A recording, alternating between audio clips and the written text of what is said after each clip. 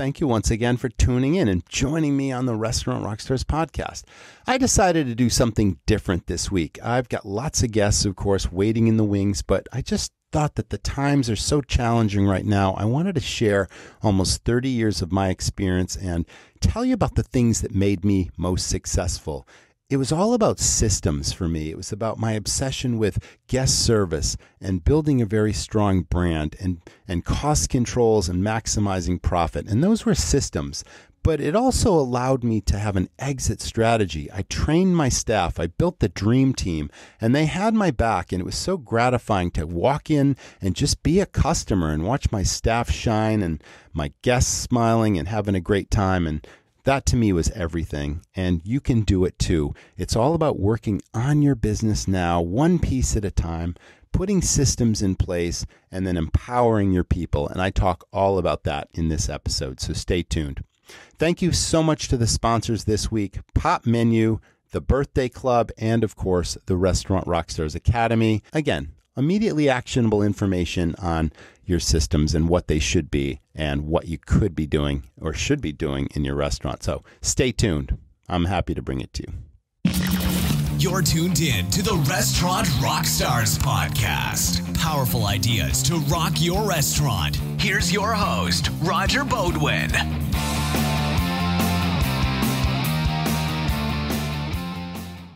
People go to restaurants for lots of reasons. For fun, celebration, for family, for lifestyle. What the customer doesn't know is the thousands of details it takes to run a great restaurant. This is a high-risk, high-fail business. It's hard to find great staff. Costs are rising and profits are disappearing. It's a treacherous road and smart operators need a professional guide. I'm Roger. I've started many highly successful, high-profit restaurants that I've now sold for millions of dollars. I'm passionate about helping other owners and managers not just succeed, but knock it out of the park.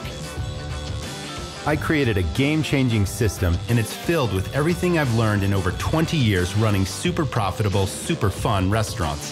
Everything from creating high-profit menu items and cost controls to staff training where your teams serve and sell, to marketing hooks, money-maximizing tips, and efficiencies across your operation.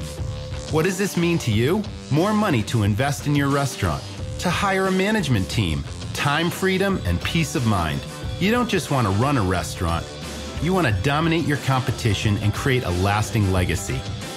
Join the Academy and I'll show you how it's done. Rockstars.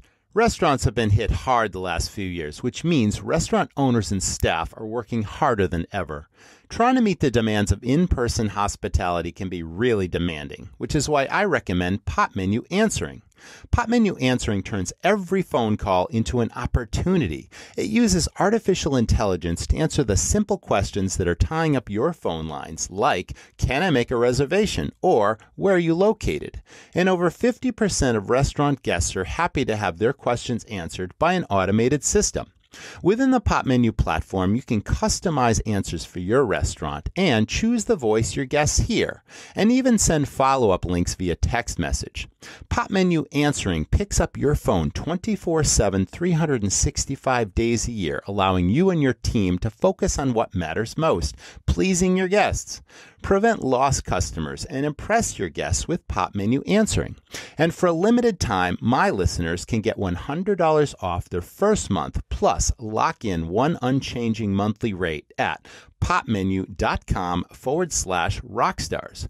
Go now to get $100 off your first month and learn more about Pop Menu's full collection of tools at popmenu.com/rockstars. Rock on.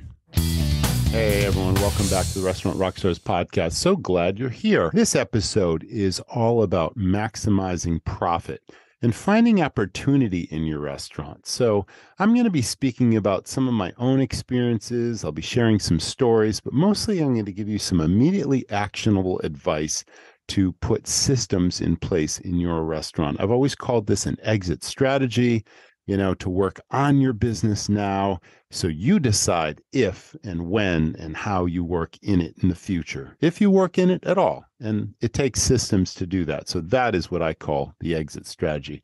So I'm going to share my screen and hopefully you can watch this episode. But if you're listening, you'll still get some, like I said, immediately actionable information you can put in place in your restaurant to increase your profit and just have more fun, of course, rediscover the passion of why you're in this business in the first place, build what I call the dream team staff. We're going to talk about all that. So here we go.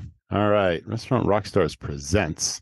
So for those of you who don't know me, or if you're just discovering the podcast for the very first time, I am a 23-year veteran restaurateur. I opened 5 concepts over the course of 2 decades plus. I've also, had the brilliant idea of buying a restaurant just before the pandemic after I'd long sold all my other properties.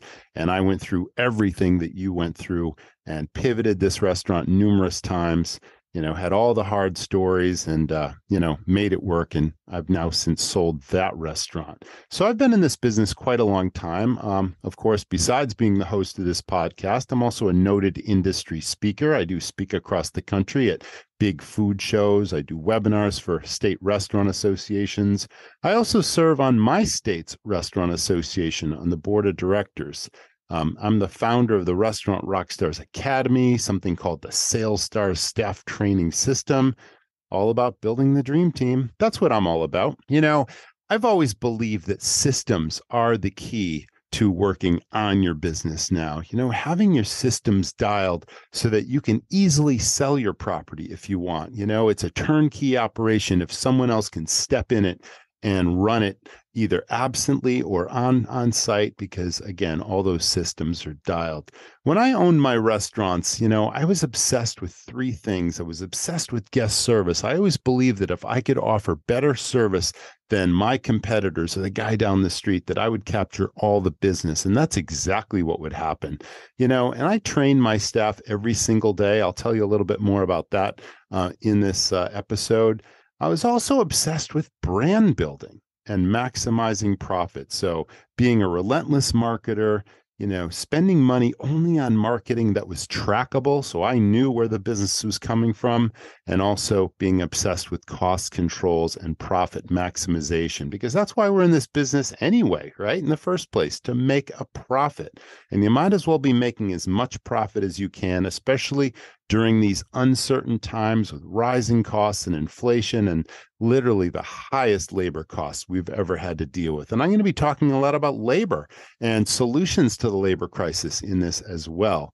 I also created an iconic brand. I talked about brand building. I created an iconic brand that still dominates the competition today, almost 30 years since I started it, all because of these systems.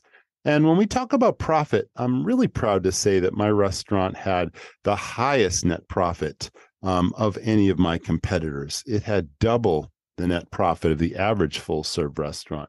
You might have heard that pre-pandemic, the margins in this business were pretty slim, and that was somewhere between 5 to 10%. They said you were doing well, really well, if you could ring a 10 to 12% net profit on sales. And now, post-pandemic, a lot of restaurants are below the 5% mark, and they're just spinning their wheels, wondering why their bank account isn't growing. And I'm going to talk a lot about that. My restaurants had close to a 24% profit margin, and there's a lot of reasons for that. I'm going to talk about that as well. So let's move on. I'm also a restaurant coach. On a limited basis, I will coach restaurants. I work with them personally, either live on site or remotely via Zoom. And the very first question I always ask is, what business are you in and what are you selling? And that is not a trick question, but most of the time you probably imagine I hear, oh, I'm a restaurant owner or a general manager and I sell food and drink. And I say, stop. And I stop them right there. And I say, when I ran restaurants, I was not in the business of running a restaurant. I was in the business of running a business. And those are 2 completely different things.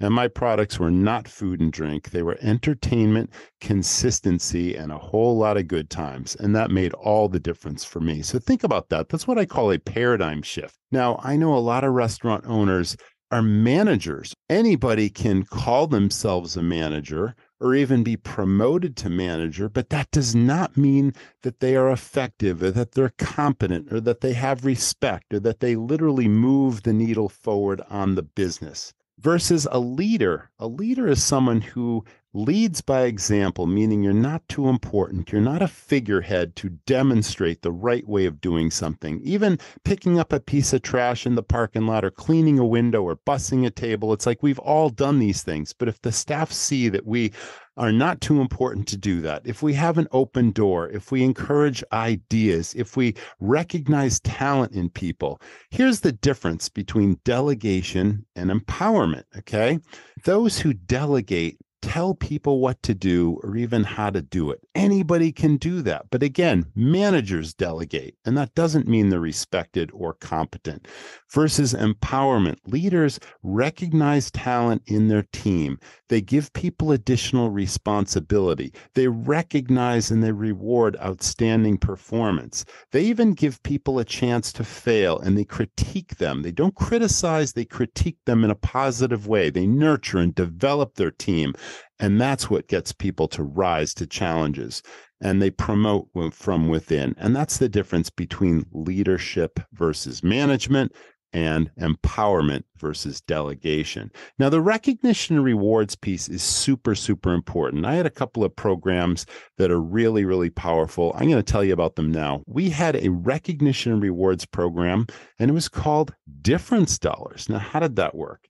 Well, I had 55 employees in my largest restaurant, and obviously not everyone worked every shift, and we wanted everyone to take part in the program. So on our busiest nights, which are the busiest for most restaurants, on a Friday and a Saturday, I would call the whole team into the kitchen. And there might be 25 or 30 people working that day, and everyone would gather around and everyone knew what it was about, and they really looked forward to it. But Difference Dollars recognized a team member, one on a Friday and one on a Saturday, for really going above and beyond, doing something extraordinary, helping a guest, helping a team member, solving a problem, whatever it was. And I might be the one to recognize someone, or I should say to nominate someone. But anyone on the staff could come up to me and say, "Hey, Roger, did you hear about what Sally did?" And I'd say, "No, tell me about what Sally did." And that would become the basis for nominations. So here we are on a Friday night, and it's before the doors open for business. And now everyone's standing in the kitchen around me. And I would say, "Okay, and this week's winner is Sally." And then I would go into glowing detail about what Sally did to earn the Difference Dollars. And maybe Sally was a server, and maybe she was in the kitchen and a new busboy was walking across the floor and slipped on a wet floor, and the whole bus bucket went up in the air and all the dishes and everything got smashed on the floor. Now, Sally didn't have to help because it wasn't her job, but maybe she jumped right in and she did, everything she could to help clean up the mess and calm the person down and say, "Hey, it's okay, accidents," whatever it was. Or maybe they solved a guest problem. So, maybe a guest locked their keys in the car and my employee or my team member had a AAA membership, and they got on the phone and they called AAA and they called the tow truck over and they were able to open the door for the guest. I mean, that was going above and beyond. So here we are recognizing someone. I would get up and in glowing details say exactly what the difference was, but it didn't stop there. Then I went into my office and I had a template on my computer called Difference Dollars, and it had big stars in the corners. And we'd put the person's name on it. And then in glowing detail, again, I would describe what the difference was and what Sally did or whoever that made the difference. And I would put them in these frames that I would get. I'd go to Target or wherever, and I'd get those 8x10 frames. And we hung them all over the back hall and the employee area and in the bathrooms. And it's interesting, when I hired a new person, you couldn't help notice that those people would be reading all the differences. And it just spoke volumes about how we were different, how we empowered people, how we, led by example, how we ran that restaurant and the Dream Team staff. And it just made everybody rise to the challenge, and everybody wanted to win. So what was the reward? It was $20 bill and a can of Red Bull. So every Friday and every Saturday, somebody got a $20 bill, a can of Red Bull, and their name on the wall. So it was really amazing. And pretty soon people knew that they either fit our organization or they didn't, and they kind of voted themselves off the island. We really didn't have to fire people anymore. They either fit or they didn't, because that was our company culture. It was all about hospitality, family, and fun.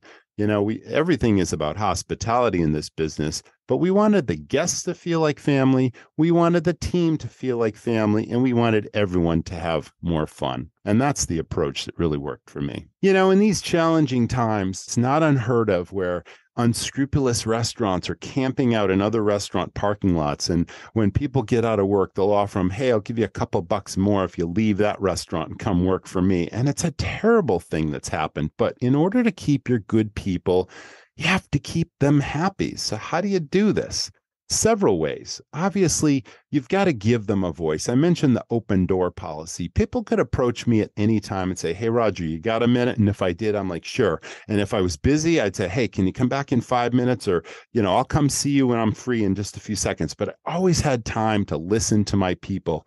And I also encouraged their good ideas. We would have regular meetings where we'd put flip charts up on the wall with dry erase markers. Once a month, I'd encourage the whole team to just throw out any idea they had, anything at all. No matter how crazy they think it might be, I would really think about these ideas. And I told them that if any idea was trackable, if I could track either a cost savings or a sales or a profit increase, I would give them a percentage of that as an incentive. So that's giving them a voice. Also, fixing what's broken is also part of giving them a voice. I mentioned buying a restaurant just before the pandemic. You buy a new restaurant and the employees get a little squirrely and a little nervous because they don't know what the new owner is going to be like versus the last owner. Geez, am I going to still have a job? Are they going to fire me? Are they going to be a jerk? Are they going to be nice? It's like, people get worried about that. So the very first thing we did was we asked people, what's broken? What can we do to fix? How can we make your job easier for you?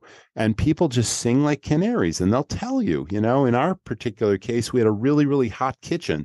They're like, well, the kitchen's really hot. Can you do anything to cool it down? Yes, we will bring in, air conditioners and fans and we'll cool it down. There's no rubber mats on the floors and our feet get really, kind of hurting and tired at the end of the day. So we bring in rubber mats. We had a baker that said every now and again, the Hobart mixer goes on the blink, or it's a short in the electrical cord or whatever it is. I'm in the middle of a bake and then all of a sudden the mixer stops. So of course we're going to fix things. So that's what it's about, fixing what's broken. Okay. Flexibility is important because everybody has a life outside your restaurant. And even though there's a labor shortage on, giving people flexibility and giving them time for, childcare or, doctor's appointments as best as you can, try to meet them halfway on that because it's super important. It shows that you care, and it shows that, you care that they have a life outside of your business to the extent that that's possible. Flexible scheduling will also help that.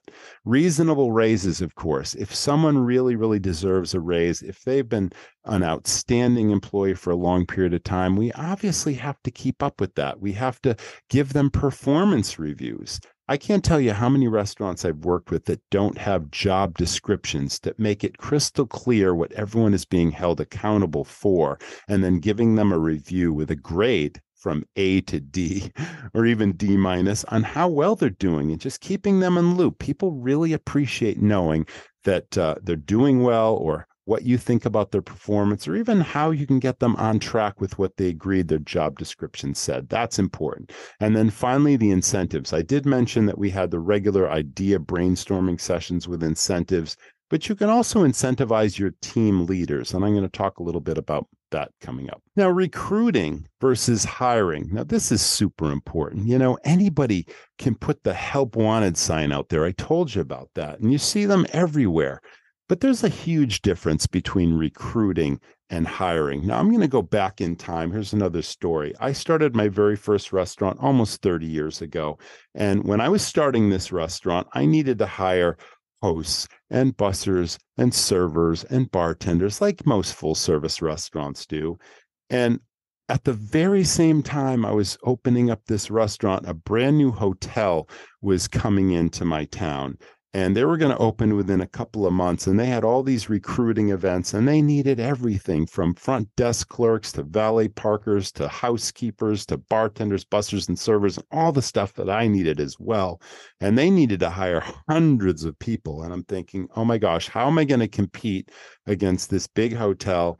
And so I had what I call an A player. Now, I believe every business has at least one A player, and I'm going to define what that means. It's self-explanatory, but you wish you had 20 more A players. These are people that are super personable. They're there for the right reasons. They love making friends with your guests. They have experience. They're reliable. They're on time. They have pleasant personalities. Everybody likes them. You wish you had 20 people like that. So I had one server that was just outstanding, And I said, who do you know that might not be happy in their current job? Someone like yourself with a great personality. And I'm wondering if you could, just suggest that we're hiring. And I tell you, if you can bring that person in, or even several people, I'll give you $100 for any person that comes in the door. And then if that person lasts 3 months here, I'm going to give them $300 each. Now, that may sound like a lot of money, especially 30 years ago. But even then, as now, the cost of recruiting, the cost of hiring someone, getting them up to speed in the job, and then either you have to fire them or they quit in a couple of months' time, because the average tenure, they say, in this restaurant business is about 4 months. And I'd say that's even generous right now.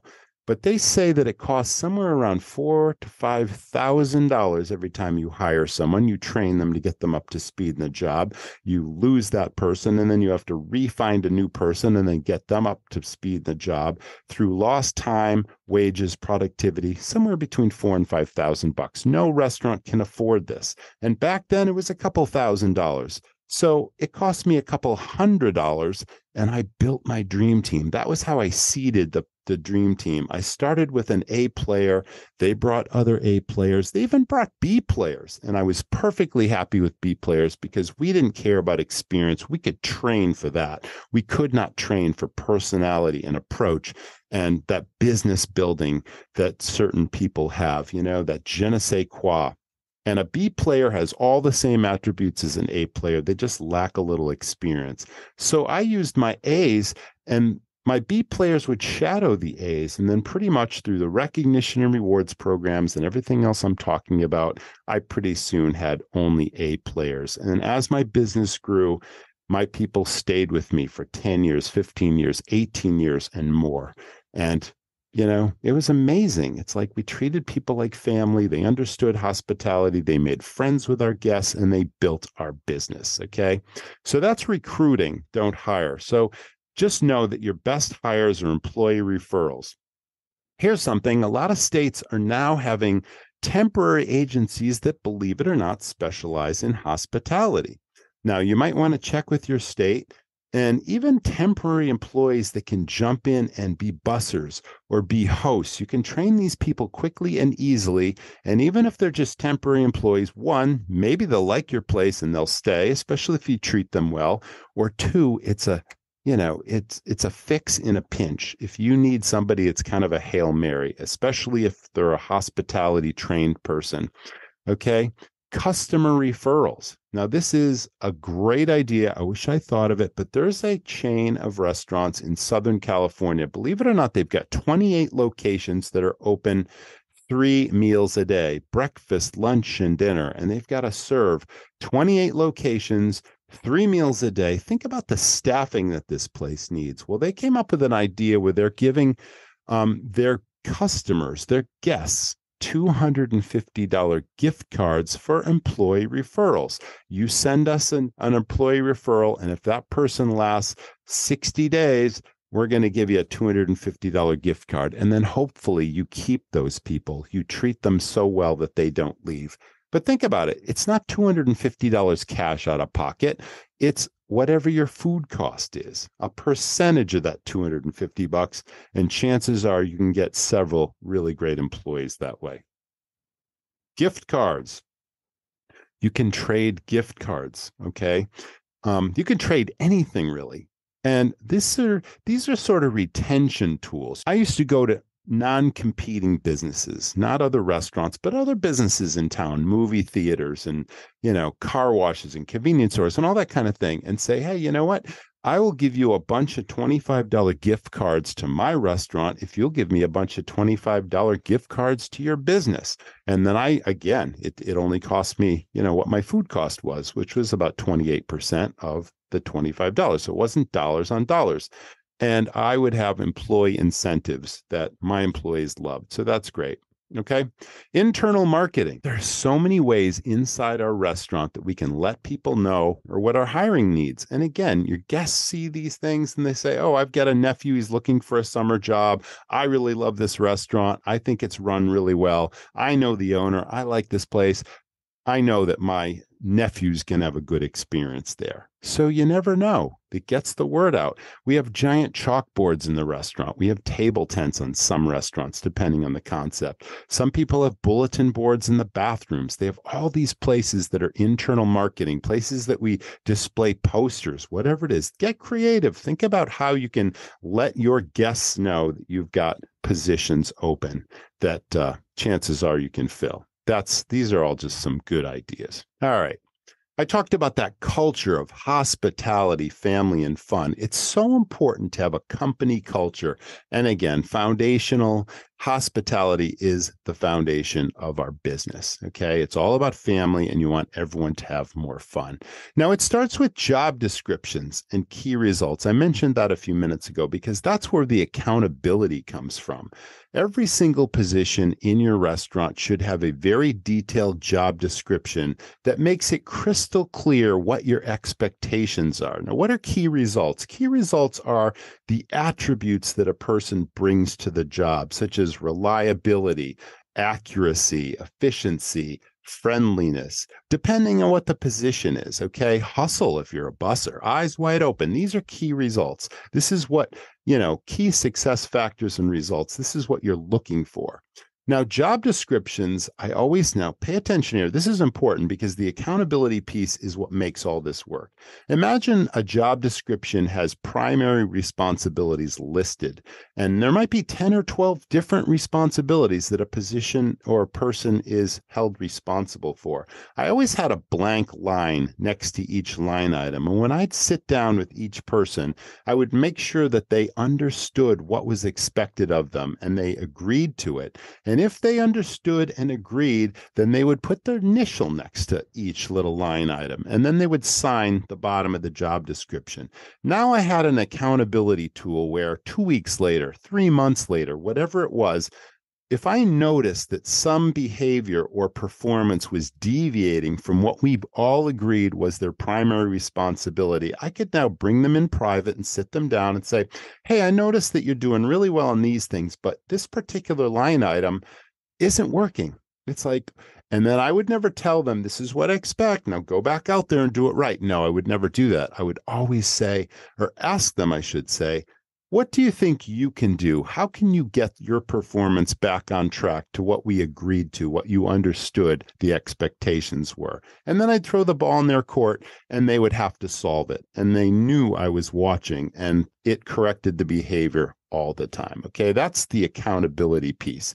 Fairness. Obviously, we can't have preferential treatment for anyone. You have to be fair. You have to treat every situation and every person equally.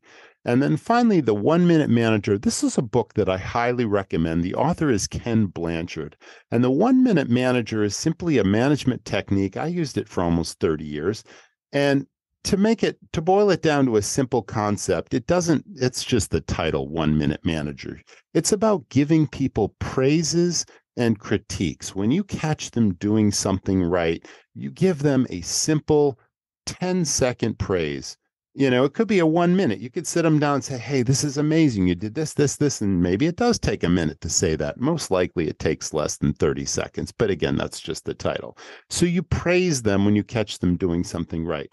When they're doing something that isn't quite right or the behavior needs to shift, that's when you pull them aside, always in private, never in front of a guest or a team member. And that's when you give them maybe a 1 minute critique and you say, again, this is what we agreed. Your primary responsibility was, I'm noticing this. What can you do to get your performance back on track? And that's the simple critique, not a criticism. And it worked for almost 3 decades in my businesses. So I recommend that. Make it fun, keep it fun. People work in restaurants because they're fun. The people are fun. The guests are fun. So we have to keep it that way. Now, we talked about difference dollars. I didn't tell you about the other prizes. That was another really powerful thing that worked for me. I'll tell you about that in a minute. But weekly recognition and rewards go a long way. Everybody works for a paycheck, sure, but people do work for recognition. They want to be recognized among their peers, and it really up-levels the entire team. So I told you about difference dollars. Let me tell you a little bit about prizes. Now, a long time ago, I forget which supplier it was. Maybe it was a food service supplier. Maybe it was a liquor supplier. We all buy a lot of things, cost of goods, whatever it is, from a number of suppliers. And I just happened to walk by a conference room. I was getting a tour of their facility, and I saw all this valuable merchandise just laying all over the table. And there were electronics there. There were wearables, really nice jackets and hoodies and all that kind of thing. There were neon signs. There were some sporting goods, all this stuff. And I said, hey, what's all that stuff on the table? And they said, we work with lots and lots of big suppliers, much like ourselves. And every year we ask them for things that we can award for employee incentives for our team. And we get more things than we can give away. And they just somehow collect dust in the warehouse. And every now and again, we have to clear it out. And a little light bulb went off in my head. And I said, wow, I spend a lot of money with you every year. And I had some primary suppliers, because this is a business of relationships. And when you get comfortable with a supplier, you tend to work with them for a long time. And I had been doing business with them for a couple of years. And I was a high volume restaurant. And yes, I spent a lot of money every week. And I just happened to say, hey, can I have any of those items? Because I'd love to use them for employee incentives to build my team as well. Next thing you know, the very next day, the truck shows up and everything that was in that conference room on the table gets unloaded, with the goods that was being delivered that day. I had to clear out this closet. It was a supply closet. And I literally put everything in there. And I'm like, wow, this is going to be fun. And I couldn't wait until the very first employee, I think it was a brand new dishwasher. I think he was there all at 20 minutes. And the kid was really hustling, and the dishes kept piling up and he had a great attitude. And I'm like, you know what? You've only been here about 20 minutes, but I love your attitude. I think you're great. He's like, come, take a walk with me to the closet. And the person knew nothing about what the closet was. All of a sudden, he got all nervous and jerky. What do you mean? Like something bad's going to happen. I'm like, no, this is good. This is good. So we walked down to the closet and I opened the door and I'm like, do you see anything you like? Just, it's yours. He's like, what? I'm like, yeah. I'm like, I really love what you did. Thank you for your for working here. Thanks for your approach to this job. This is exactly what we're looking for. Reward yourself. Take something. It's yours. And boy, if that didn't up-level morale. So between the difference dollars program I already told you about and the prizes, and remember, I learned a long time ago, you don't ask, you don't get. So just know that there's a lot of valuable stuff out there. And if you're spending lots of money with your suppliers, just ask them. And you never know what you might get in return. And think about what you can do for employee incentives. I mean, we got so much stuff. We actually started using it as, loyalty program awards for our top customers as well. All right. Empowerment. There's that word again, empowerment. Empowered managers. I actually have to change that word to leaders, because I already told you I don't believe in the word manager. It's really about leaders. Okay. So empowered leaders grow your brand and your business. So you can come up with incentives for key results. If you've got leaders in your business, you can incentivize them to grow that business. Creating a loyalty program that brings your guests in more frequently. If you can track that, give them a reward. Increasing takeout and delivery. Maybe your dining room manager can do that, and you give your dining room leader, and you can give them an incentive for doing that. Your kitchen leader, catering maybe, or big parties and events. I had a bar leader who created a mug club in my restaurant, and that person got a percentage of every mug sold. And what a powerful opportunity that was. If you serve draft beer in your business, know that you can start a mug club and you can charge memberships every single year. And the more your club grows, and people actually, your mug club members are the ones that'll actually grow your club for you, because they invite their friends and their family and they refer people. And the next thing you know, that club grows and grows and grows. And there's absolutely no cost to doing that, because you can get a sponsor to pay for it. So I'm going to tell you something at the end of this podcast about how we can actually teach you to start a mug club as well. I always incentivized my leaders for lowering my costs and staying in what I called the sweet spot. Obviously, we had a prime cost sweet spot: food, beverage, and labor costs. If my team leaders kept us in that magic place without spikes here and there, I'm making more money in my business, right? So I gave them an incentive for staying there. Cash cows. Does everyone know what a cash cow is? If you don't, a cash cow is something that has it's an item that you sell that has very high perceived value by your guest, meaning you put it in front of them and it has wow factor. The phones come out and they take pictures and they post it on social media, and that's free marketing because it looks so great. It looks great. It smells great, that sort of thing. But the kicker is it costs you very little to serve the guest. Okay. That's a cash cow. You cannot have too many cash cows in your business, because one, it increases profit, and two, it lowers your food cost. Ordering efficiency. Off the menu specials. You can incentivize your people that order your product if they can be really efficient about their ordering and about maintaining your inventory system so that you don't have waste and spoilage and theft. I always incentivized my people for all these things. And then my kitchen leader would come up with off the menu specials that were much higher profit items. They were more expensive. But it gave my staff, my bartenders, my hosts, and everyone to tell the guests about these off the menu specials that rounded out the regular menu and were just interesting items, mostly on weekends, that were highly profitable. And everyone got an incentive for, coming up with all these ideas. As long as we were making money, I wanted to share the wealth. Okay, let's talk about efficiencies and best practices. I told you earlier that we had these brainstorming sessions. No idea was too crazy. We used to have the big flip charts and the dry erase markers. But I said, you know what? Again, if I could track this idea, I'm going to give you an incentive. So it could have been a marketing idea, a new profit center, something that could be trackable, anything that would save on our costs, cut our costs, a more efficient way of doing things.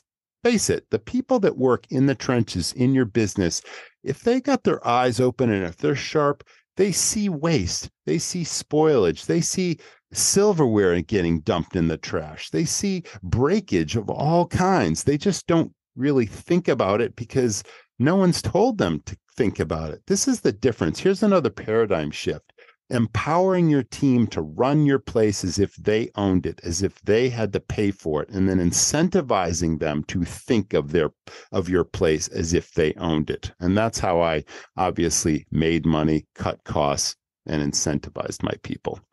Preventative maintenance. Okay. You put a preventative maintenance, it's going to cost you less. You don't have to call the repair guy every minute. If people are taking the initiative to vacuum out your refrigeration equipment, making sure that the temperature is always set properly and your pilots are burning, obviously you got a blue flame versus an orange flame in your gas equipment, letting you know when they see something that isn't quite working. That's preventative maintenance. And again, if you got somebody handy who's maintaining your equipment for you and just making sure that everything is always operating perfectly so you don't have to call the repair guy, that's trackable and that's an incentive. So again, trackable return on investment equals a reward. Okay. These are the highest labor costs. I don't need to tell you. It's crazy, right? I mean, cooks in the kitchen, you're paying upwards of $20.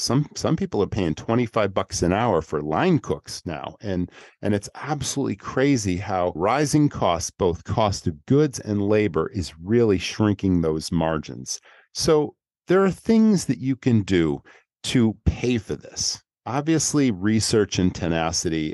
If we go back to the pandemic, there was something called the Paycheck Protection Program. Many states had other incentive programs as well. And you really had to stay on top of this and be ready to go online and apply for any of this money. And that's where the research and the tenacity came about. And you really have to belong to your state restaurant association, because if you do, you're going to be the first to hear about these opportunities. And there's definitely a reward to that. But let's talk about the employee retention tax credit. There are still businesses out there, no matter how well advertised it's been lately, there's still restaurants out there that just haven't even heard of it, or they haven't taken advantage of it. So the employer retention tax credit means you've already paid payroll taxes on your employees, and that adds up to a significant amount of money every single quarter on something called a 941. And mostly your payroll company takes care of that, and you might not even look at it or care about it. But this adds up to a significant amount of money that you've already paid. And now the government, as a reward for keeping those employees, will give you that money back.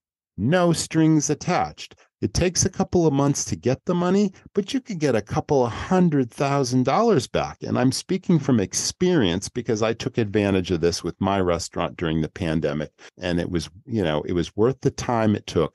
And there are firms out there that are specializing in the employer retention tax credit and getting that money back for you. So definitely look into that and explore it. And if you're looking for a firm that does that, I can certainly recommend one that I've worked with that I use to get the money back for me. So you can email me, Roger, ROGER, at restaurantrockstars.com, and I'd be happy to turn you on to them. Okay, trading for services. I already talked about that. You can use employee incentives by trading gift cards for gift cards. Now, maximizing profit on every sale. We're going to get into this because I can't tell you how many restaurants are not optimizing their sales. They're not capturing every sale because they've got order takers on their payroll that are losing lots of opportunity and leaving thousands of dollars a month, if not a week, on the table for sales that could be captured in the restaurant. And then menus just aren't profitable. So I'm going to talk about both those things. All right, let's talk about hospitality. I'll get to the profit piece in a minute and the increased sales, but let's talk about what hospitality really means. Everyone has their own definition of hospitality, but I learned a long time ago, this is my definition. A long time ago, I learned that hospitality is absent when something happens to your guest, and hospitality is present when something happens for your guest. See the difference? Man, hospitality was the foundation of all of my restaurants, and I used to train my staff every single day on what hospitality means, and I wanted each and every one of them to deliver true hospitality, so please keep that in mind. All right, know this, customers walking through your door are not just here for the food. Now, they might think that's why they're coming into your restaurant. Here's another paradigm shift. They might think that, hey, I didn't feel like cooking tonight, and I'm just going to stop by my local restaurant and grab a bite. And, of course, they're looking for food and drink, but they're also looking for an experience. And I used to train my staff, besides the food and drink, we're here to deliver experiences. We're here to make it memorable. We want them to walk out the door saying, wow, what a fun time that was. And I can't wait to tell anyone who'll listen that was such a great time, and you should go there too. Okay, so people are coming in your restaurant more than just the food and drink, and it's up to you to deliver experiences. Here's a true story. Maybe some of you have heard this before, and some of you certainly haven't, but I was starting my very first restaurant almost 30 years ago, and it was a wood-fired brick oven pizzeria. Now, I needed a piece of equipment. I think it was a Hobart dome mixer, and I had to travel to the next state because I had to go check one out that I saw listed for sale. And it just happened to be lunchtime. It was just about noon, and I'm driving down the street, and I see this sign at the end of a driveway, and it said, wood-fired brick oven pizza now serving. I'm like, terrific. That's exactly the kind of restaurant I'm starting. I'm opening my doors in 3 weeks, and I need this dough mixer, and here's a brick oven pizzeria. I'm going to check it out. I'll probably learn something. So I pulled into the parking lot, and I walked in the door, and visualize this. Picture this in your mind. The very first impression I have as I'm walking in, there's a host podium, and there's a teenager, and he's kind of leaning on the podium, with his hand bracing up his head and his elbows on the podium. And he doesn't snap to attention when somebody walks through the door and like look and act professional. No, he just keeps leaning. And as I approached him, now I noticed he's actually blowing bubbles with his gum. And I'm like, wow, what a negative impression that was. It wasn't professional. It was just some kid that just didn't care, that was there to earn a paycheck. As I got closer, he looks at me and he's like, "Are you here for lunch?" And I looked at my watch and it was about 5 minutes to 12, as I mentioned. And I'm like, "Yep, I'm here for lunch." And then you know what happened next? There was a sort of a menu holder attached to the podium. He pulls a menu out and he sticks it in my hand and then he points across the room and he says, "You see that table over there? It's yours." And I'm like, wow, he doesn't even have the courtesy to walk me to my table, make sure I'm comfortable, tell me something about the restaurant. No, he just sticks the menu in my hand. He keeps leaning on the podium, blowing his bubble gum. I'm like, gosh, this kid is not only not trained, he obviously doesn't care. He's just taking up space. So, okay, I walk over to the table and I sit down. Now it gets better. It felt like an hour. It was exactly 8 or 9 minutes, but I sat there. And now I'm waiting for someone to come up and introduce themselves and take my drink order. I was thirsty. I wanted to have a club soda with lime, which I usually get for lunch. And then I'm sitting there and I'm watching service personnel. They're passing me on the left and on the right. There's bussers, there's servers, and nobody's looking at me and nobody's making eye contact. And I'm sitting in the middle of the room.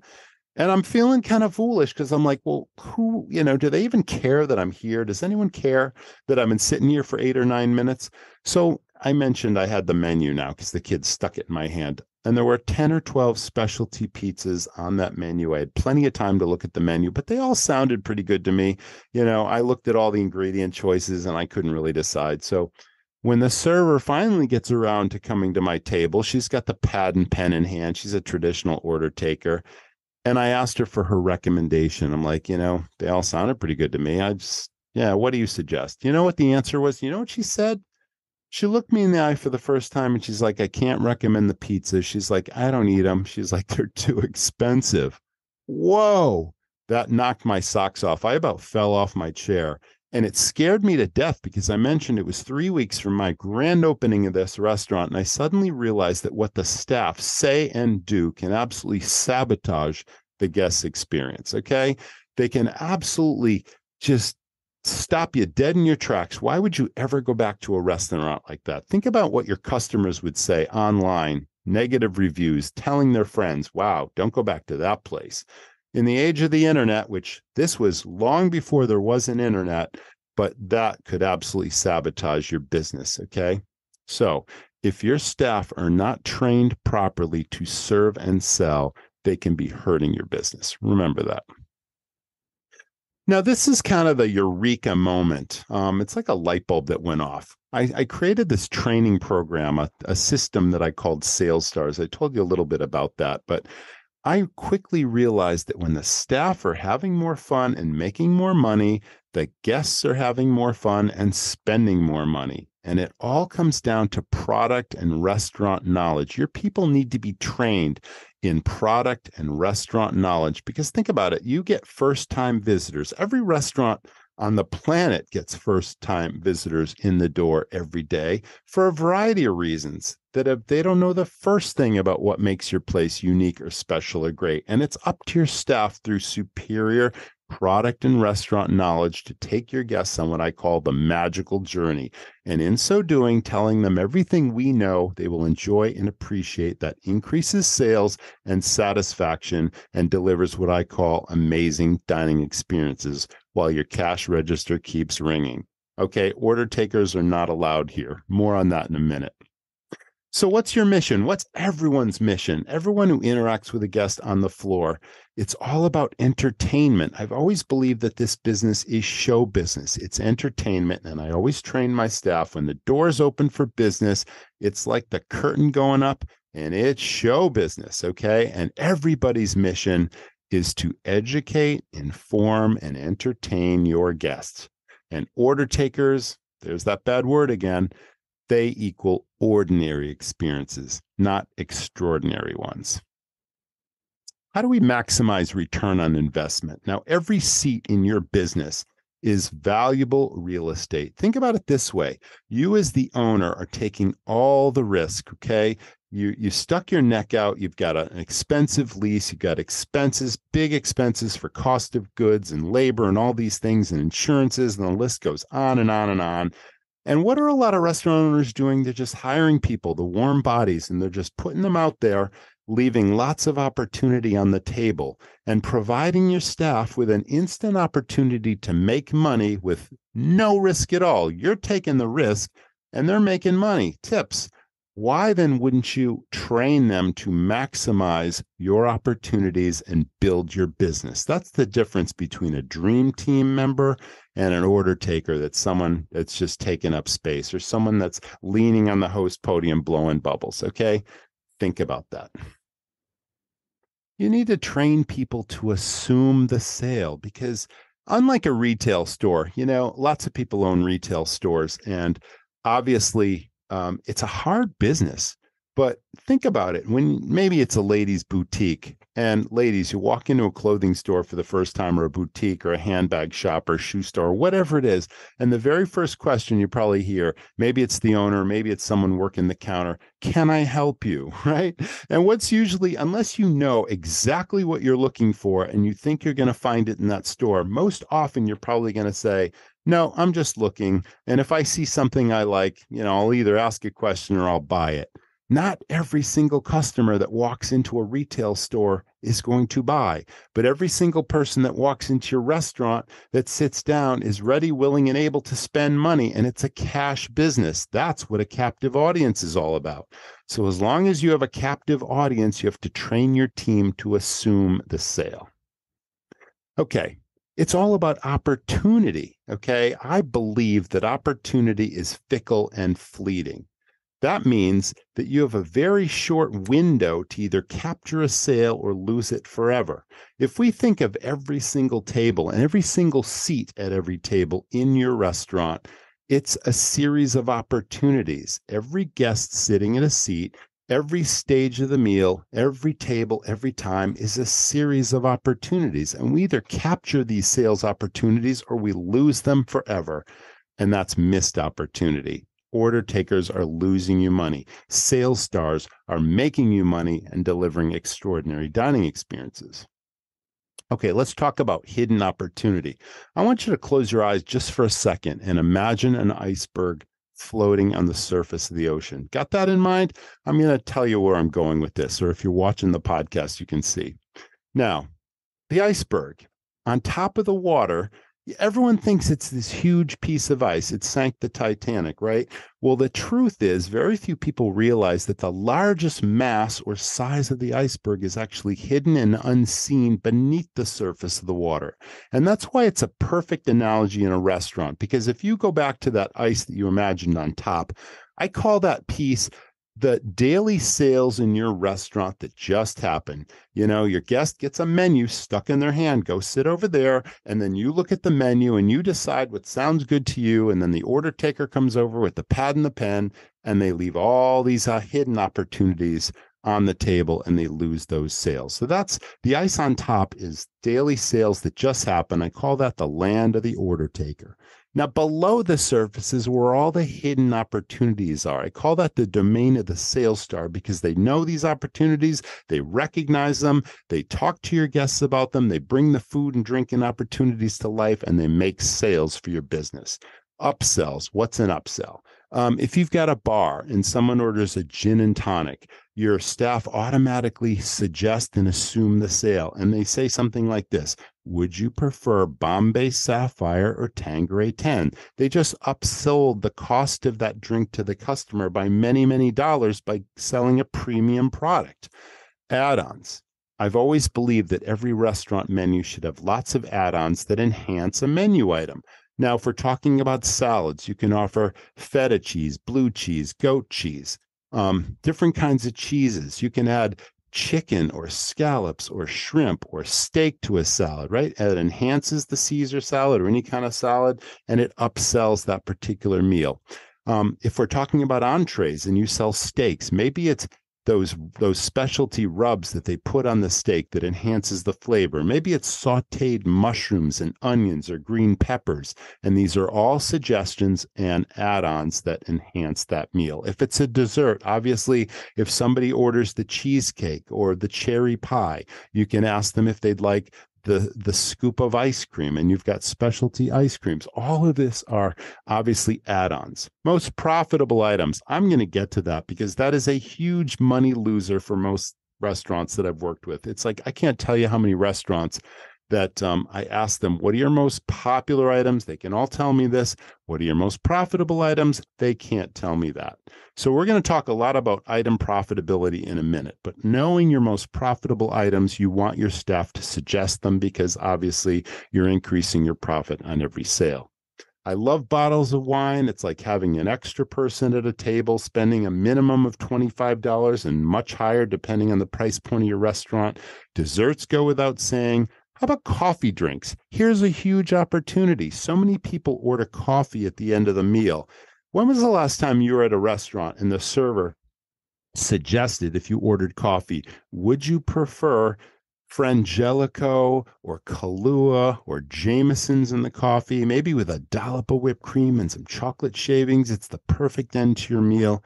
Or some Baileys. 9 times out of 10, that's going to trigger a thought in my mind. Ooh, I love Baileys. Oh, Baileys in a coffee? That would be amazing. Yeah, bring me that. You plant the seed, and 9 times out of 10, it works. And the customer says, that's great. Bring me that. Okay. Retail merchandise. I talked earlier about building a brand. Anybody can run a restaurant. It's a whole different story to build a brand. And building a brand means you can then sell merchandise that have your logo on it, that people walk around and they advertise your business and they pay you to do so. That's when you have a brand, when you sell lots and lots of merchandise. It's a huge additional profit center. And the first step in building a brand, of course, is having a standardized color scheme, having a powerful logo, having an aura or an ambiance or something special about your business, and then having that on the merchandise and then selling it and displaying it prominently in, hopefully, at the entrance to your business so that people have to pass by it twice, and then impulse retail items will sell. And even having your staff wear some of this stuff. Maybe it's your team uniform like it was in my businesses.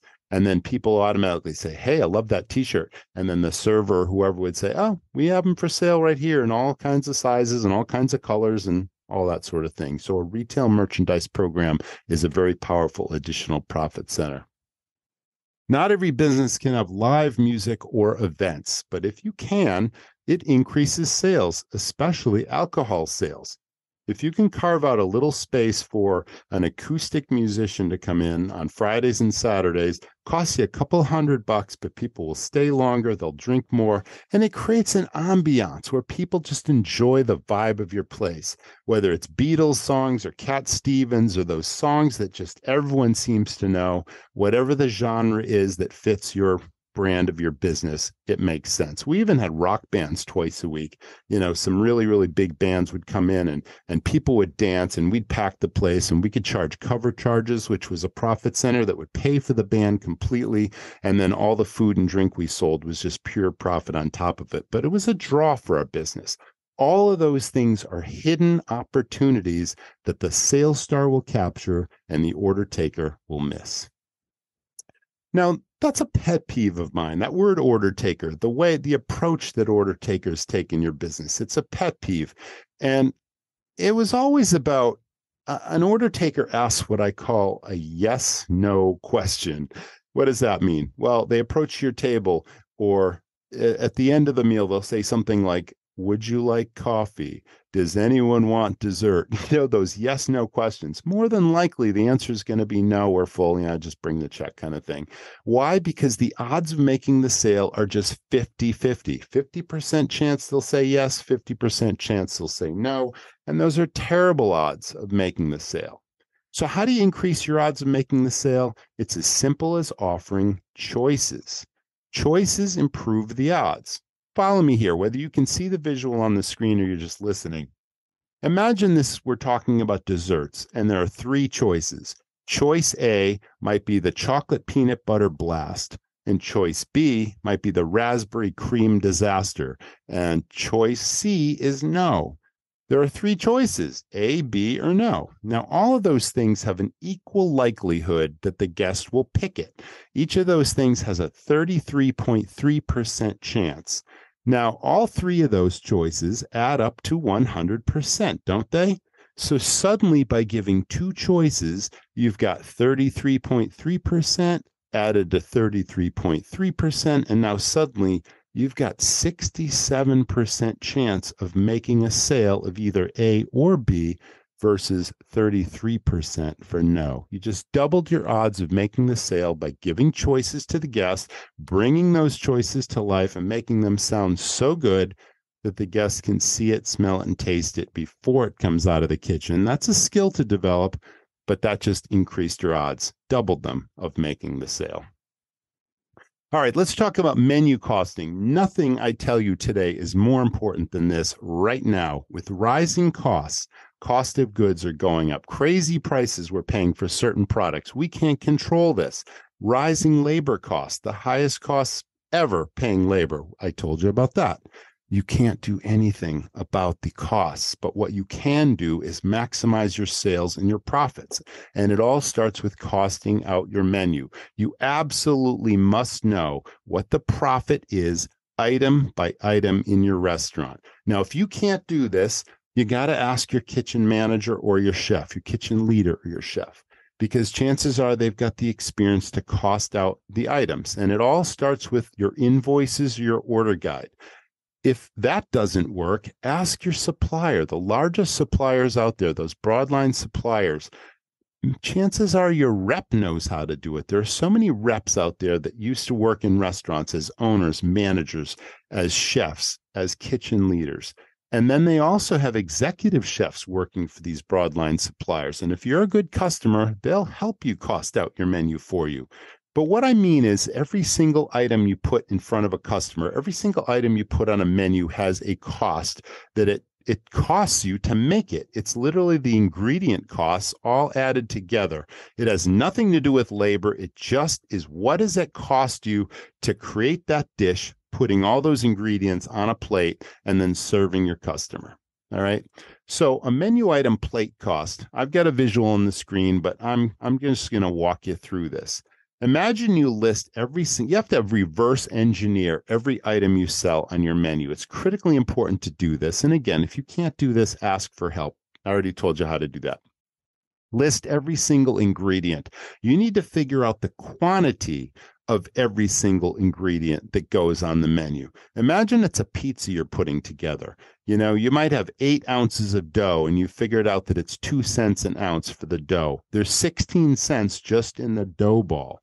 Then you might have a little olive oil. You've got cheeses. Maybe it's mozzarella cheese. And maybe you figured out that there's 4 ounces of cheese that go on that pizza. And it costs you 18 cents an ounce to do that. That's 72-cent ingredient cost for the cheese. And then there might be bacon on there. And you might have 1.6 ounces of bacon at 38 cents an ounce. And that costs 61 cents. And today, you also need to include the cost of your takeout packaging. If it goes out the door to serve a guest, if you've got curbside pickup and delivery, you have to increase this menu cost by the takeout container price. Maybe the takeout container or the box costs you 38 cents. You add up all the ingredients in every dish, and that gives you a plate cost total. Next, what do you charge the guest for it on your menu? That's your menu cost. Now, to get your food cost percentage, you divide the plate cost, all the cost of the ingredients, divide that number by what you charge the customer, and that's going to give you your food cost percentage for every single item on the menu. And then finally, calculating the profit of that dish, you simply subtract the plate cost or all the ingredients from the charge that you charge the customer, the amount you charge the guest. You subtract the plate cost from the price on the menu, and that gives you your profit for that item. You need to do this for every single item on your menu. So where do you get the information? Again, If you use some of the big broadline suppliers, you ask your customer service rep for an order guide. And an order guide is a list of every single thing that you buy from them, mostly the food, and it shows how it comes into your business, whether it's in the number 10 can or a case of this or a pound of that. And then you simply figure out how much of that ingredient goes into every dish. And then you do the simple math. You can do it with a calculator and a pencil. Okay. But again, ask for help if this is too daunting, but it's not as hard as it sounds. But it is simple math with a calculator. You need to figure this out. Next, you need to determine which items in each category are the most profitable. Now, when I say categories, that should make perfect sense to you. Every menu has categories.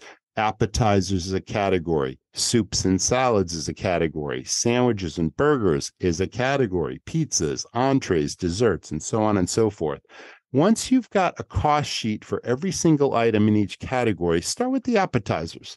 Now figure out which ones are the most profitable. Again, what's the profit?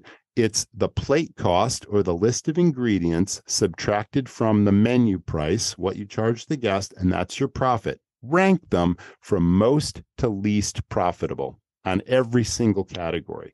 And that's the starting point. Now, I sell something I'm going to tell you about called the Restaurant Rockstars Academy. And there's a complete template that teaches you how to calculate your item plate costs. It teaches you how to maximize profit and where you're losing money. Now, I've got a template that I've worked out where you simply plug in all your plate cost information in each category. It's a spreadsheet that automatically calculates where you're making and losing money every single day, every single month, all year. And it's really staggering. The next one is the next slide that I'm showing right now. I'm hoping you can see it, but if not, just pay attention. I've already told you that you rank them in terms of profitability. If you plug all this information into the template I'm telling you about, or even doing it yourself, you'll see that there's a spread difference now. What is the spread?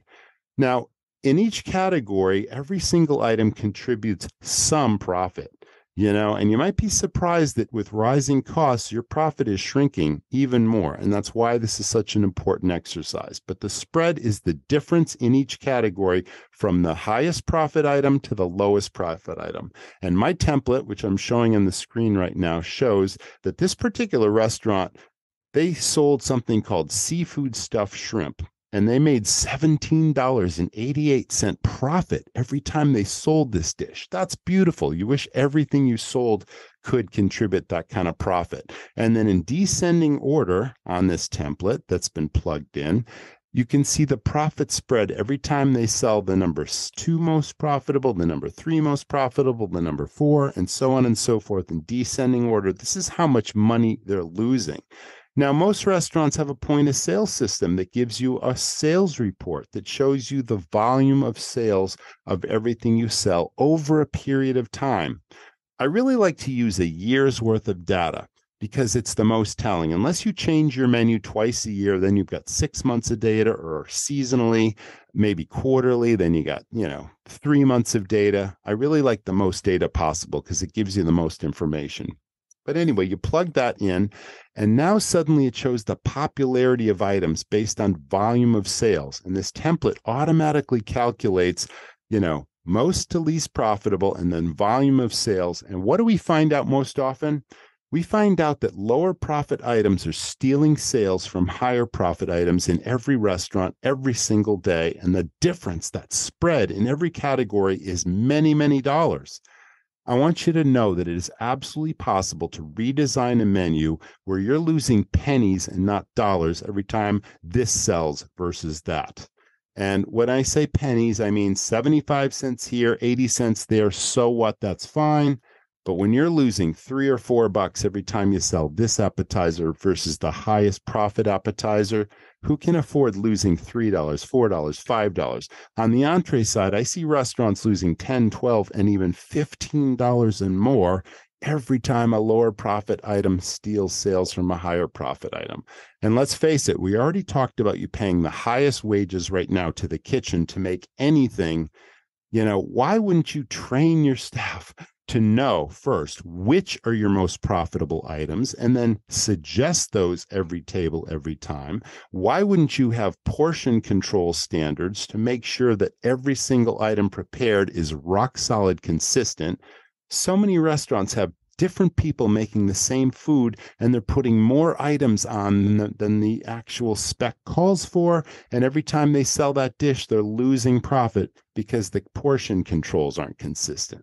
Also know that you've got sales reps that are super knowledgeable of every single product, and they can tell you, what comparable items you can swap out to save you money. So what's the bottom line here? Now, the spreadsheet that I just talked about, the automatic template, I had a $3 million restaurant. Actually, it was just under $3 million. It was like $2.85 million, single independent location, open all year round.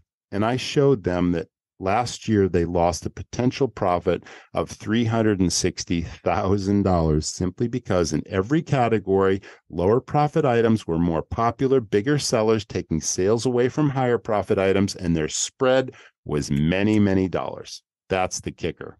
So I already talked about what to do. Okay, simplify your menu first of all. Drop low profit items. Portion controls. Absolutely. You need a specification with a photograph of every item that shows a plate presentation, and then you need a checklist and a training system so that every single new person you hire produces every item consistently to that specification. And then you need spot checks, you yourself, your team leaders, even other servers that see the food being delivered. You got to teach them all. This pizza has 10 pieces of pepperoni on it, not 15, not 14, but 10. Simple things like that. Spot checks, okay? Checks and balances. Ingredient choices, again, your sales reps are so knowledgeable. Ask them if there's a comparable quality item that they may have bought in a larger quantity. They get a better price on it. They can pass the savings on to you. You don't ask, you don't get. I talked about cash cows earlier. You need lots of cash cows that cost you very little money to serve the guest. You can charge really good money for it. That lowers your food cost and increases your profit. You have to gently raise prices, and you have to communicate that to your customer.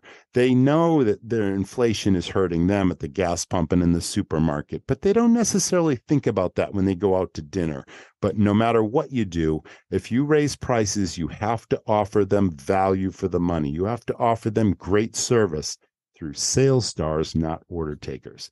And then go back to the drawing board. And then if you can do this yourself or with your kitchen leader or your chef or even your supplier, redesign a menu where everything contributes a similar profit, where the profit spread is 75 or 80 cents here or there, not multiple dollars. And that's the key. And this is the only thing you can control to maximize your profit with rising costs. All right, let's talk about daily break even.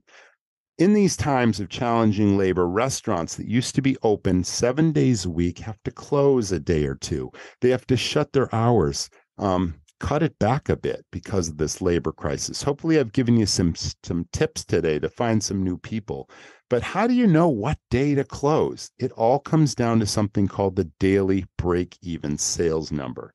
It costs you a certain amount of money to open the doors to your restaurant every single day. Whether you serve 10 customers or 100 or 1,000, there's a cost. You open up the door, turn the key, turn the lights on, make sure there's food in the walk-in to serve, make sure you got staff to serve the customers, and all the expenses that happen. There's a certain cost every single day. It might be $1,000. It might be $2,000, depending on the size of your restaurant, or even more. But you need to know what that is. And the daily break even is, if let's just say on a Monday, a lot of restaurants are slow on a Monday. If your restaurant isn't consistently meeting the sales of what your break even number is, at the point where you're not making money and you're not losing money, that's the break even. Let's just say it costs you $900 to open the doors, and let's just say your sales consistently on a Monday are $700, $800, $650. You're going to lose less money by closing your business than being open. All right. So this is how we determine it. Every single business has invoices that come in the door every week. Maybe they're monthly expenses. Whether you do this yourself, you've got a bookkeeper in the office, an office manager, or you've got a payroll company or an accountant or whatever it is that does this for you, you need to assemble every single expense in your restaurant. And they're divided into two different kinds of costs. There are fixed costs. What's a fixed cost? A fixed cost is something your restaurant must pay whether you're open every single day or you're open 2 days or you're completely closed. They're things that are non-negotiable. And it's things like your rent on the property, your lease. Your landlord doesn't care if you're open 7 days a week or you got to close. You owe the rent at the end of the month, don't you? Same with insurances. You pay your insurance up front. Your licenses are all paid up front. Your phone service, your internet, your dumpster. The dumpster company doesn't care how many days you're open. The dumpster's in the parking lot. At the end of the month, they want their money, okay? That's a fixed cost. A variable cost is something that varies by the hours and days you're open. It goes up and down. It's a variable cost. And those are things like your payroll. Obviously, your payroll costs you less money if you're open 5 days a week than if you're open 7 days a week. Same with cost of goods. You don't sell as much stuff. You don't buy as much stuff if you're open 5 days a week versus 7 days a week. Your heating oil, your electricity, all those things go up and down based on your hours and days open. So let's just say you've got all the invoices on a monthly basis, a big stack of them that someone compiles for you, or you ask your accountant for this. And you make a list of all the fixed costs first and then all the variable costs next on a monthly basis. So if you buy cost of goods, your food, your beverages, all that thing, and say you take in a couple deliveries a week, I want 30 days of all those expenses added up and put them in the cost of goods column, okay? And then I've got a spreadsheet for this as well, but you can do it yourself. And it automatically totals every single expense, 30 days, and then divided by 30, that gives you that daily break-even number. Again, all these spreadsheets that I'm talking about are included in something I'm going to tell you about called the Academy. All right, what's the Restaurant Rockstars Academy? It's everything I've learned in literally almost 30 years of being in this business of running restaurants and putting systems in place and having an exit strategy and training my staff to have my back. But if you're starting a restaurant for the very first time and you're listening to this, it's everything you would need to know to open the doors of that first restaurant. It's everything from how to attract capital, writing a business plan, putting an accounting system in place, how to work with lawyers and bankers and CPAs, hiring and firing and policies, how to buy a restaurant for sale, negotiating a lease. Anything you would need to know, again, to open the doors is in the logistics module. The finances piece is all about cost controls and how to maximize profit. It's a series of tutorials and these proven spreadsheets that I used for over 2 decades with automatically locked formulas that you can't mess up. But the best part is the tutorials will teach you this stuff. If you hate math, if you're terrible at numbers, the tutorials will literally make it fun and easy. And the simplistic form will teach you what the numbers mean, where to find them, how to plug them into these spreadsheets, and what the bottom line should look like so that you can find what I call your sweet spot. It also includes the common mistakes that lots of restaurant owners have made that you can avoid. That's cost controls. It includes the inventory system that's so important, how to calculate your food cost, your beverage cost, your labor cost, how to avoid labor cost abuses, the daily break even putting a seasonal budget in place. It's all there in the finances section. Now, let's talk a little bit about menu profit. I spent a lot of time in this talking about costing out your menu and calculating your menu profit so that you're maximizing the bottom line on everything you sell. Complete template in there about menu profit. Staff sales training. Here's where Sales Stars comes in. There's a version for full serve restaurants. There's a version for fast casual food trucks and counter serve places. And it's all about hospitality. It's all about recognizing opportunity and having your staff be sales stars, not order takers. The marketing section, these are proven marketing ideas that I used for almost 30 years that cost very little money, but delivered return on investment, and they were all trackable. So you know where the business is coming from. It's not some experiment where, somebody calls you on the phone and says, hey, you should put your ad on the radio and I'll help design the ad and all this kind of stuff. And, we'll get you lots of sales if we put a commercial on the radio. Well, you'll never be able to track that unless everybody walking through the door says, hey, Joe, I heard you on the radio and that's what brought me in, which never happens. It's not trackable. And then finally, efficiencies across your operation in every department. The Academy is just $59 a month, a very reasonable price. There's no contracts. There's a money-back guarantee in the first 30 days, and you can cancel at any time. Not that you want to, because the best part about the Academy is you can assign any module or any of this information to any of your staff, and there's your exit strategy. You can watch their performance, you can track them, you can quiz them, and they will literally learn your business and how to run your business. And this is the perfect way to develop leaders in your business. It's a complete tutorial. It's everything I've learned in 30 years about how to not only open a restaurant, but how to run it profitably and most successfully. So that's the Restaurant Academy. We call it the ultimate restaurant startup and management resource. It's a self-paced course. The best part is you're not locked into following it in any particular way. You get into the Academy, there's tutorials that teach you, okay, where do you begin and what's this section about and all that kind of stuff. But you can literally decide what your priorities are. And if marketing is your thing and you really want to increase business in your restaurant, go to the marketing section. I recommend you train your staff to serve and sell right off the bat with Sales Stars. And then dive into the finance module so you can control your costs, but most importantly, maximize your profits. And then if you're just starting your restaurant, go to the logistics section. But why not get started? Again, it's only $59 per month. So restaurantrockstars.com. All this free resource, the podcast you're listening to right now is free. We have best practices there, money-making resources, the Academy. It's all there at restaurantrockstars.com. Thanks so much for listening. Can't wait to see you next time. Stay well. Thank you so much for tuning in. I so appreciate my audience, and hopefully you learn some things. You can put some of these things in place immediately in your restaurant to increase your profits and build that dream team staff and just build a business that you're so proud of and rediscover the passion of why you got into this business in the first place. So hopefully we brought you all that information. And don't forget to check out our Restaurant Rockstars Academy at restaurantrockstars.com. Thanks again to our sponsors this week, and we can't wait to see you all next time. So please stay well. Hey, Rockstars, let's talk restaurant marketing. I started and ran 5 high-volume restaurants, and I was obsessed with marketing.